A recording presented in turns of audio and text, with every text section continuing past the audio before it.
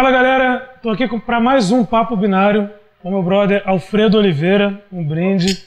Valeu. Muito obrigado por vir, valeu mesmo. E vamos lá, sem enrolar muito, começando esse Papo Binário de hoje. Alfredo, como é que é o teu trabalho atual na área de TI? O que exatamente você faz e como é que você se envolveu nisso tudo aí? Vamos lá. Bom, hoje eu trabalho na área de segurança de TI. Eu trabalho em um vendor de segurança. Um vendor de produtos, essencialmente. E aí, dentre os produtos, tem uma gama muito grande. Antivírus, produto para virtualização, segurança em virtualização, em nuvem. E, especificamente, hoje o meu trabalho é com produtos de sandbox. Legal. Não, depois a gente vai entrar nesse assunto para o pessoal entender o que é esse produto, o que é sandbox, né? O que é esse conceito. Eu acho que é bem interessante. Mas eu te conheço há algum tempo, eu lembro que você trabalhava bastante com Linux, né? A gente fez uma série passou por vários projetos aí de software livre, e hoje você trabalha mais em plataforma Windows, né? Exatamente. E essa mudança aí, como é que foi isso? Eu acho que muita gente pode ter essa dúvida, né? Se estuda Windows, se estuda Linux, se estuda os dois, se estuda outro SO. Como é que foi isso daí? Você se especializou muito em Linux, você se especializou muito em Windows, fez um depois o outro, teve trauma? Como é que foi isso? Pois é, hoje, essencialmente, eu trabalho com pessoas que vêm de Windows, tá? Todo mundo estudando Windows, e eu fiz o caminho contrário. E aí, aparentemente, para mim, as coisas são mais fáceis, mas, na verdade, a mudança de paradigma é igual, assim, para mim. Quando eu tive que passar a aprender o Windows, eu tive as mesmas dificuldades de quem usou o Windows e trabalhou com Windows a vida toda e quer começar a trabalhar e estudar Linux. Então, eu tive que estudar muito para aprender o Windows. Todo mundo zoa que é fácil e tal. Mas, para quem vem de outra escola é bem difícil. Mas eu acho que valeu muito a pena e eu acho que um dos diferenciais assim, que eu vejo que eu posso agregar na empresa, na equipe, é esse conhecimento dos dois. Então, acho que vale super a pena se aprofundar em sistemas operacionais, independente do tipo, mas mais de um, conhecer mais de um. Acho que ajuda demais no mercado de trabalho. Ok. Eu pergunto porque dentro de um contexto de segurança, tem sempre aquela discussão de qual SO é mais seguro, mas a verdade é que nas empresas, né, que se vai atender, né, vai fazer algum serviço de segurança, tem os dois, né? Ou três, ou mais, né? Ou outros sabores. Sim. Então, é legal essa dica de entender. Mas você recomenda estudar primeiro para quem está começando assim para a área de segurança? Seria estudar primeiro Windows, estudar primeiro Linux? Tem alguma coisa que você acha que deveria, alguma ordem exata ou não? Eu acho que não, e eu também não seria a melhor pessoa para recomendar, né? Porque eu fiz um caminho meio ao contrário do normal. E como eu disse, para mim foi difícil do mesmo jeito mudar esse paradigma todo. Mas eu acho que, de qualquer forma, a mensagem é que vale a pena estudar os dois. E estudar profundamente. Em profundeza, né? Os internals do... Exatamente. Eu gosto de dar um exemplo assim, para a galera que trabalha comigo. A gente estava até conversando sobre isso há pouco tempo, né? Falando de rootkits e tal. Como, por exemplo, para quem é da área de Linux e Unix, né? Unix-like, é bem fácil separar kernel de sistema operacional para daí entender, quando a gente está falando de rootkit, por exemplo, entender kernel land e user land. Ok. E quando eu passei a entender um pouco mais de Windows, para mim foi complicado entender que era tudo uma coisa só. E também foi um pouco complicado para explicar para pessoas que vinham de uma base só de Windows toda essa parte de user, sistema operacional, kernel, como era essa separação e tudo mais. Então tem dificuldades dos dois lados. Então eu acho legal estudar tudo que puder. Legal. É bastante tempo investido aí, né? Para chegar nesse... Mas vale a pena, eu acredito que vale a pena. Legal. Agora, sobre esse conceito de sandboxing, que é o qual você trabalha, né? Onde você foca os teus esforços. Tanto para Windows quanto para Linux, a gente já viu aí uma série de softwares de proteção, antivírus e tudo mais. E todos eles, funcionam até que se prove o contrário.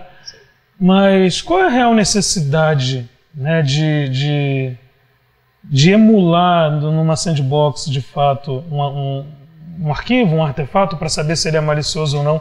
Por que isso é necessário com essa visão aí de mercado? Como é que você responderia a isso? Pô, assim, eu já escutei muita coisa, desde antivírus já morreu, não é mais necessário. Assim, o que eu acredito é que não morreu, ele continua vivo, mas ele não é o bastante, nunca foi bastante. Se fosse bastante lá atrás, a gente já não precisaria dele como a gente precisa hoje. Mas agora a gente está realmente entendendo que não é o bastante e está procurando alternativas. Hoje eu estou vendo duas bem legais. Assim. Uma é a parte de sandboxing, que não é tão novo, mas acho que o marketing investido nisso hoje está sendo o maior há muito tempo. E a parte de machine learning, né? Que a gente não vai falar muito não, mas foca mais na parte de sandbox. Eu estou vendo essas duas e focando na parte de sandboxing.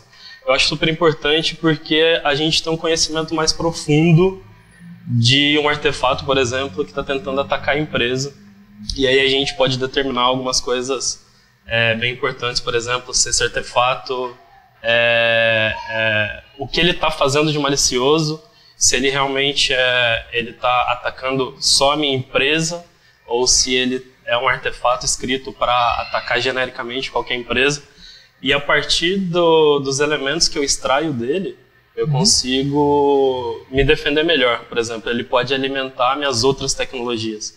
Então, o que a gente trabalha hoje, e que eu acredito muito, é um conceito de proteção em camada.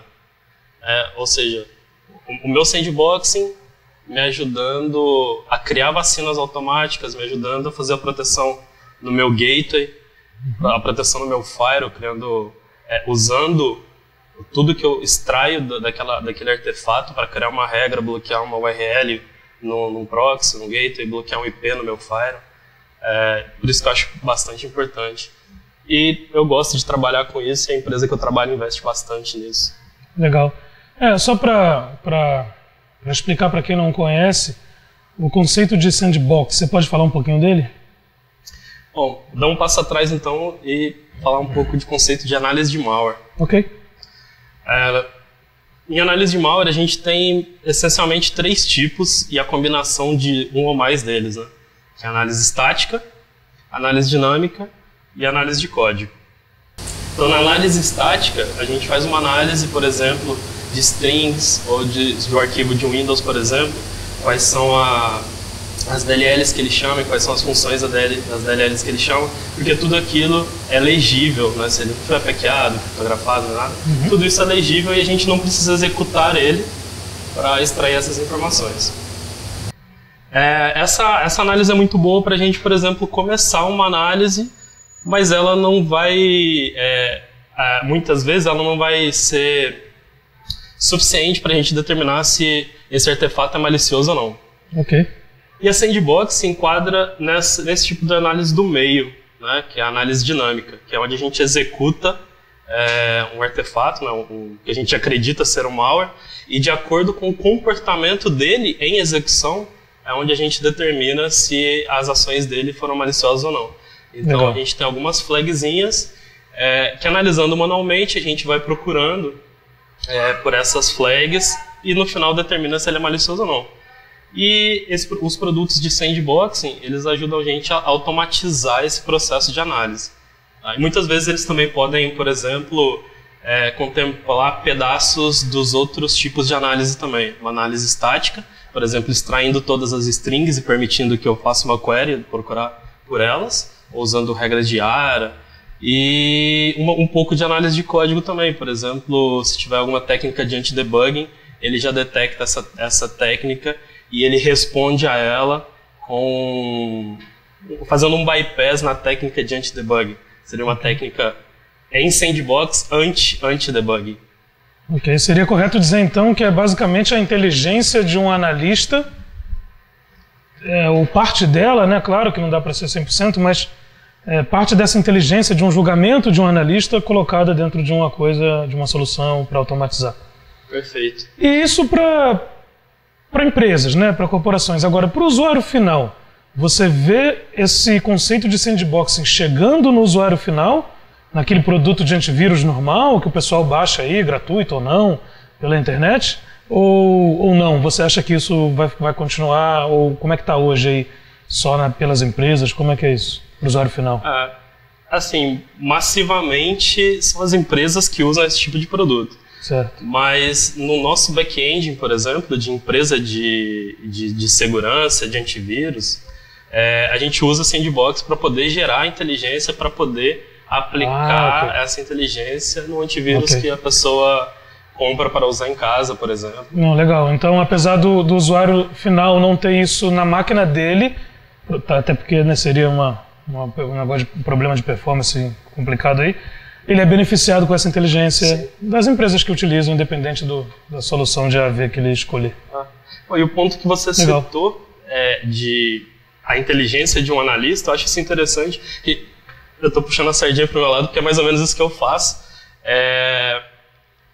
Existe, por exemplo, pessoas como eu, que estão fazendo estudos de comportamento para gerar inteligência para o produto de sandbox, para ele não ser enganado por esses artefatos, por esses malwares. Sim. Nossa, legal. É legal. Bacana. Alfredo, para a gente fechar aí, você falou de sandbox, você falou que você começou com Linux, entrou em Windows, teve que estudar, se dedicar para entender o Windows internos, isso foi difícil. Eu acho que isso já fica aí como dica para quem estiver assistindo e tiver a fim de trabalhar em empresas de segurança desse ramo anti-malware, digamos assim. Mas o que mais você deixaria de dica, né, de orientação, principalmente para quem está começando nessa área aí, quem gosta de olhar código, malware ou não, mas enfim, engenharia reversa, sei lá. O que você recomenda aí de dica de estudo ou de caminho? Pô, acho que eu não sou a melhor pessoa para indicar um estudo clássico, como a gente faz, né? Escola, faculdade. Eu fiz faculdade de física, nada a ver com TI. Pode crer. Tudo... Quase nada a ver, né? Quase. Mas tem umas paradas que tem a ver. Mas basicamente, pra galera assim, que trabalha com a gente e a galera que eu vou conhecendo ou que já trabalharam comigo e querem entrar na área de segurança, o que eu mais indico é participar de eventos de segurança, porque nos eventos a gente faz um puta networking, conhece a galera que tá ali se apresentando, dando palestra, e lá dentro tem alguns workshops que são pequenos, mas te ajudam a te direcionar e você entender o que você quer. Você falou de várias coisas, engenharia reversa, análise de malware que não necessariamente envolve engenharia reversa, várias coisas. Às vezes não é isso, essa não é a minha praia, mas, por exemplo, trabalhar com infra de segurança, com gateway, firewall, é minha praia. Então, procurar eventos que te deem esses workshops, que você possa, a partir dali, saber o que você vai gostar de direcionar. Para onde você vai. Porque segurança, ainda assim, é muito amplo, né? É muito amplo, cara, é muito amplo. Tem, muitas áreas. Na empresa que a gente trabalha, tem várias pessoas trabalhando de formas diferentes e ainda assim, por exemplo, dentro de sandbox. Um desenvolvendo, outro criando regras, o outro gerando inteligência. Sim. Em pequenas áreas, ainda assim, é bem expansível. Mas a dica, eu acho que a principal é essa: participe de eventos. Alguns eventos em especial? Cara, aqui no Brasil tem alguns eventos que eu nunca perco. Por exemplo, B-Sides, que rola quase sempre lá em São Paulo. A gente gravou Papo Binário lá, os anteriores aí tem vários. Cara, um dos melhores eventos, assim, é um evento mundial, né? E rola aqui no Brasil, agora se tornou B-Sides Latam. Então traz a galera de fora para participar também. É muito bom. E as palestras de lá sempre são muito legais e agora tem bastante workshop. Então geralmente é em um domingo e agora a gente está fazendo no sábado também alguns treinamentos menores, né? Treinamentos compactos, workshops e tudo mais. E é de graça e rola churrasco, e rola cerveja. É inacreditável esse evento. Pô, não sei, encontra a galera que tá lá, tipo, e pô, você tem a chance de trocar ideia com alguém que tá lá palestrando. Exatamente. Você tem chance de trocar ideia com alguém que tá palestrando e está bêbado, ou seja, vai te dar mais informações sobre o que você quer. Não tem nada melhor, não tem nada melhor. E um outro evento que vai rolar, ainda não rolou esse ano, vai rolar agora, que é o H2HC. Pode crer. Traz uma galera de fora, você tá lá participando sempre também, né? E palestrando. Tomara. E, pô, cara, não tem o que falar, tipo, o evento já fala por si só. A galera que vai lá palestrar, a galera que vai lá assistir, todo mundo que se encontra lá. E também tem cerveja, tem... lá o bicho pega também. E, pô, então eu acho que, cara, esses são esse os dois ponto da mais... cerveja do uísque sempre surge, né? Na hora de categorizar um evento, se é bom ou não. Exatamente. A gente começou falando sério aqui da tecnologia, como é que estuda, mas tem cerveja, tem uísque, tem churrasco. Não tem jeito, né? Não tem jeito. Essa combinação é... Então procurem eventos com workshop, cerveja e churrasco. É isso. Acabamos pontualmente no final do show. É. Então, Alfredo, muito obrigado. Porra, valeu. Cara, valeu. Demorou, mas eu consegui te trazer aqui. Beleza. E é isso, galera. Se inscreve no canal, não percam os próximos. Vem muita coisa boa por aí. E vamos junto. Valeu. A gente está falando prejuízo no bolso, prejuízo de imagem da empresa que está sendo atacada e prejuízo de cargo. Então, a pessoa que está ali como decisor, tomando as decisões em relação à cultura de segurança, a estratégia, amanhã pode mudar, pode ter uma